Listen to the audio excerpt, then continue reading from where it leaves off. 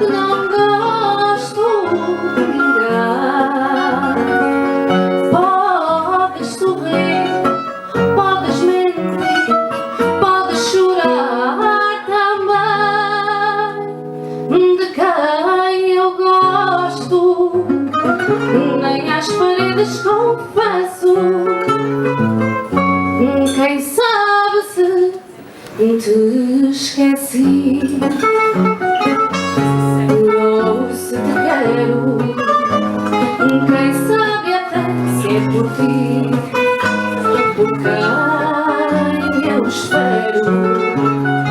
Se eu gosto ou não, afinal, isso é comigo. Mesmo que penses que me convences, nada te digo. De quem eu gosto, nem às paredes confesso.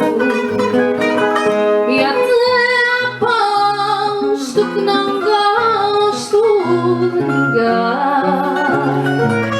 Podes sorrir, podes mentir, podes chorar também.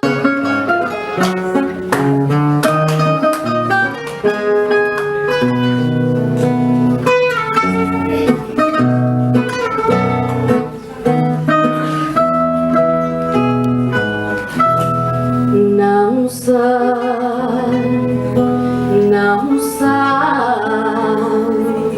ninguém, porque canto fado neste tão magoado de dor e de pranto. E nesse tormento, todo sofrimento que eu sinto de alma cá dentro se acalma nos versos que canto. Foi Deus que deu luz aos olhos, perfumou as rosas, deu ao sol e prata ao luar. Foi Deus que me pôs no peito um rosário de penas que vou desfiando e choro a cantar. E pôs as estrelas no céu e fez um espaço sem fim, deu luto às andorinhas. Ai, deu-me esta voz a mim. Voz ao vento, luz ao firmamento e deu azul às ondas do mar. Foi Deus que me pôs no peito um rosário de penas que vou desfiando e choro a cantar. Fez poeta roxinol, pôs no campo o alecrim, deu as flores à primavera.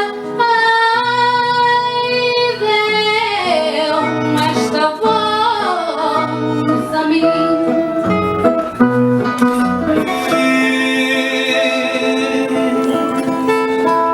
Mesmo que às vezes finjam não falar,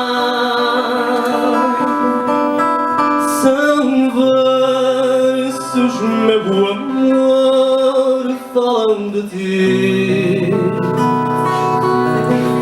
Mesmo que às vezes finjam não falar, no fado quando chegou a noitinha ficou todo contente por me ver.